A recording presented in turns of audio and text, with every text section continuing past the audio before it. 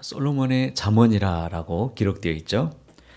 솔로몬의 잠언, 이 10장을 통해서 여러 가지 잠언을 우리에게 기록해 주고 있는데 총 32개의 구절이 있습니다. 32개의 잠언이 있는 셈이죠. 그래서 이런 말이 있습니다. 잠언 하나를 읽는 데에는 겨우 짧은 수초밖에 걸리지 않지만 그것을 적용하는 데는 일생이 걸릴 수도 있다. 그만큼 이 잠언은 우리에게 실천을 요구하고 있습니다. 아니, 하나님의 말씀은 순종이 아니면 우리에게 참된 지혜로운 삶을 우리에게 보장해 주지 않습니다. 그럼 잠언 10장의 말씀이 오늘 우리에게 교훈하는 것은 무엇일까요?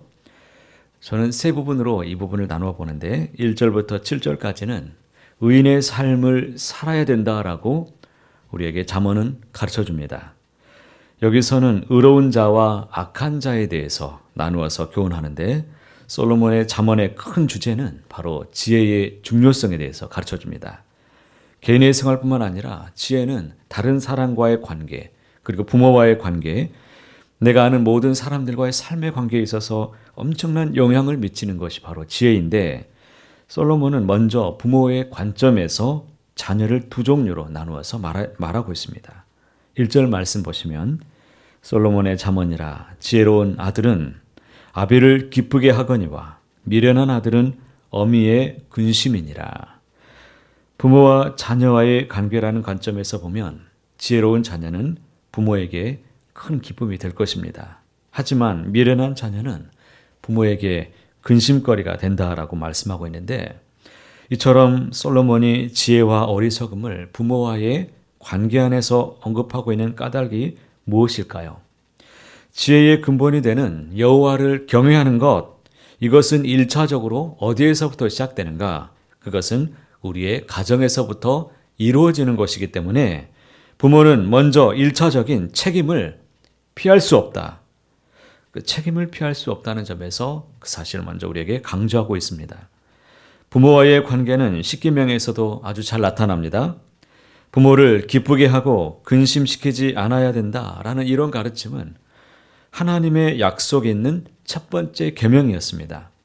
사실 자녀가 그릇되면 부모에게는 근심이 되겠죠. 하지만 바르게 성장하고 또 의롭게 행하며 살아간다면 부모에게 기쁨과 영예가 된다라는 이 가르침은 매우 실제적인 가르침이 되는 것입니다. 지혜를 따라 사는 의로운 삶은 모든 부모에게 큰 자랑거리가 될 수밖에 없습니다. 그런 자에게는 하나님의 복이 이미 주어진 것입니다. 두 번째로 8절에서 14절까지 있는 말씀은 하나님의 말씀을 내 입에 두고 가까이 두고 사는 것이 진정한 지혜로움이고 복이다. 이와 같이 말씀합니다. 그래서 8절 말씀해 보시면 마음이 지혜로운 자는 계명을 받는다. 그러나 입이 미련한 자는 멸망한다 라고 말씀하죠. 그가 어떤 사람인가 하는 것은 무엇으로 드러나는가? 하나님의 말씀에 대한 자세를 보면 알 수 있다. 성경에서 말씀합니다. 지혜로운 자는 하나님의 말씀을 순종하면서 말씀을 잘 받아들입니다. 내가 알고 있다. 그것으로 만족하지 않아요. 말씀을 가지고 부지런히 순종하고 말씀을 이해하려고 노력하고 내 삶이 말씀과 동떨어져 있는 그런 인생이라 할지라도 말씀이 내 삶 속에서 이루어질 수 있기를 간절히 바라면서 하나님께 구하며 나아갑니다. 11절 말씀 보십시오. 의인의 입은 생명샘이라도 악인의 입은 독을 머금었느니라. 내 입가에 하나님의 말씀을 늘 새기며 읊조리며 살아가기 때문에 의인의 입은 생명샘이다 라고 표현합니다.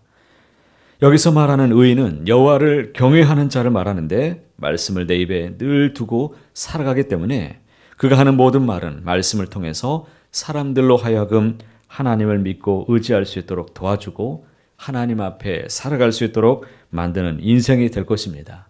그렇기 때문에 생명의 샘이다 라고 말하죠. 우리는 사람을 살리는 입술도 될 수 있지만 죽이는 입술도 될 수 있습니다. 내가 무심코 던지는 그 말 한마디 때문에 그 인생이 정말 괴로움을 당할 수도 있는 그러한 인생길로 우리가 인도할 수도 있습니다.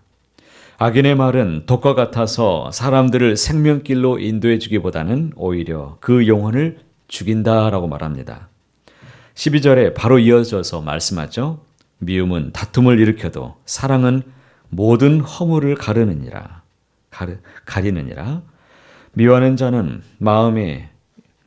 미워하는 마음이 있으면 순한 말이 결코 나오기 어렵죠. 기도도 막힙니다. 하지만 사랑은 허다한 허물을 덮어준다라고 말합니다. 그를 귀하게 여겨주고 허물도 그 사랑으로 다 덮어버립니다. 지혜를 가진 이 의인인지 또 미련한 악인인지는 다 말로써 드러난다라고 말합니다. 이것은 주님께서도 이미 우리에게 가르쳐 주셨죠. 마태복음 12장에 보면 내 말로 의롭다함을 받고 내 말로 정죄함을 받느니라. 사랑하는 성도 여러분, 하나님은 우리에게 말의 권세를 이미 다 주셨습니다. 말로써 살리고 죽이는 권세입니다. 바라기는 내 입에 나오는 모든 말과 행동이 주님께 영광이 되기를 간절히 소망합니다. 마지막은 우리는 나그네 인생이다라고 말하는데 나그네 인생, 끝이 있다라는 것을 알고서 우리가 인생을 살아가며 하나님께 영광을 돌리는 그런 삶이 되어야 된다는 것을 가르쳐 주는데 인생의 마지막을 아는 그리스도인은 물질을 하나님의 뜻대로 사용할 줄 아는 사람들입니다. 하지만 믿음이 없으면 결코 그렇게 살 수가 없습니다. 22절에 여호와께서 주시는 복은 사람을 부하게 하고 근심을 겸하여 주지 아니하시느니라. 대개 물질이 생기면 근심이 생깁니다.